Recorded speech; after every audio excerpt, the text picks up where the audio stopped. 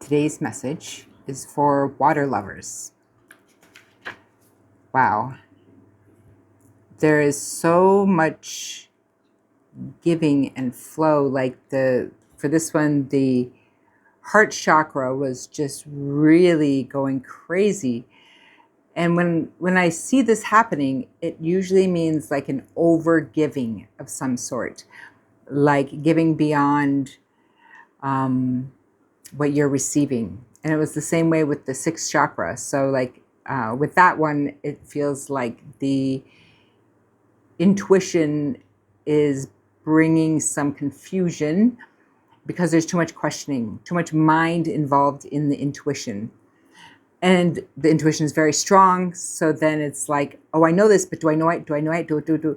When the mind gets involved in intuition, it creates dissonance because intuition, it's fast, it's short, and it feels right, even if it's not what you want.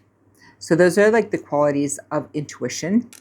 But the mind is like why, how, when. The mind is the questioning, and the intuition has no questioning. It just is. So there's something going on here about flow, it feels like, because water is emotions, and there's an ungroundedness in this reading here, that there's something happening with water lovers.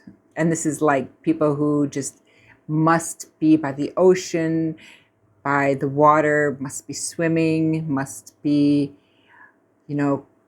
close to the beautiful water, whether it's natural or whether it's pools or tubs, bathtubs, this sort of thing. And there's some kind of like call to action here is what I got.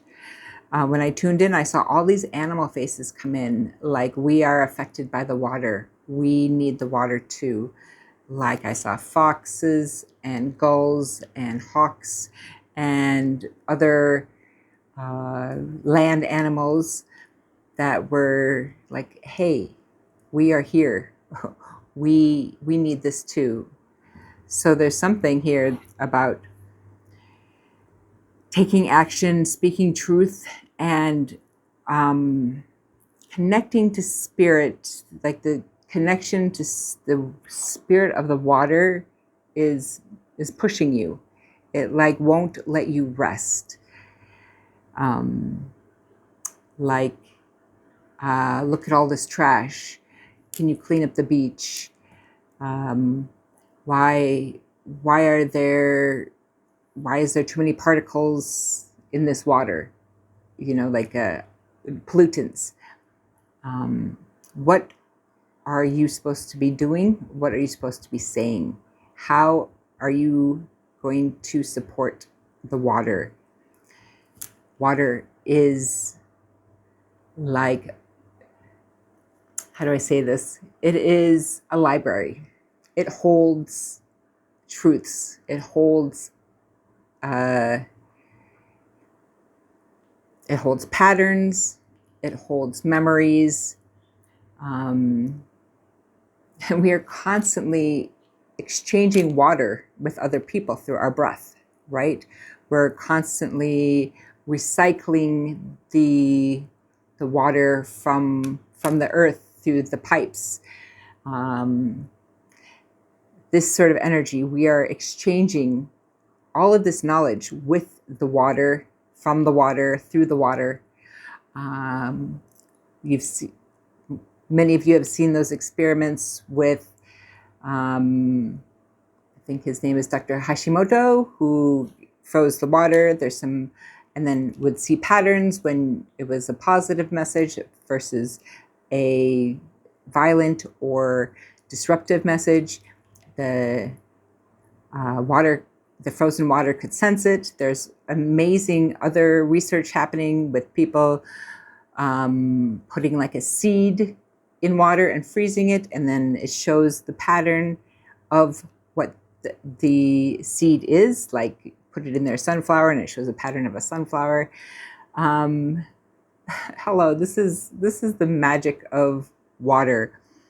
And this is why we are craving it, because it's connecting us more to the knowledge, to our inner knowledge, to the interconnectedness of our self, which we are just starting to rediscover this potential now. And this is why there's all of this craving for certain things, like this understanding of water, and so many other things, like our intuition, telepathy, etc., right?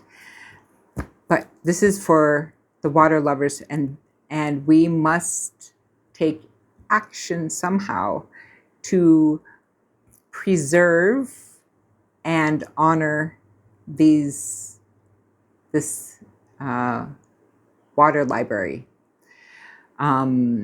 Acknowledging is always a great place. Honoring, respecting, creating ritual, spreading education, informing others about it, and of course, trying to be conscious about how you're living. You know, are you using lots of chemicals in, say, your washing, or are you somehow contributing to the massive, like, pollution of water through microplastics, through hormones, through excessive medication residue? These are all things that we can take personal responsibility for. You know, bring your fabric bags when you go shopping. Don't eat as much meat. And when you do eat meat that is not filled with hormones, right? Find alternatives, if possible, when possible, for prescription medications, as in like herbal medicine or specific dietary restrictions. Not for everybody, of course. I understand medications have their place, and medications are being way overused as well. So find a way to make it as situational as possible. And all of these little things help contribute to us taking personal responsibility for the cleanliness, the health of the water of the earth. So, water lovers, the animals are speaking. They say, help us. We are the ones creating these problems. So let's work together, because, I mean, this blue planet is special. It is a library, and the library is in the water. There's so much we have to learn here. So let's keep it safe. I'm Sarah, and I read the chakras.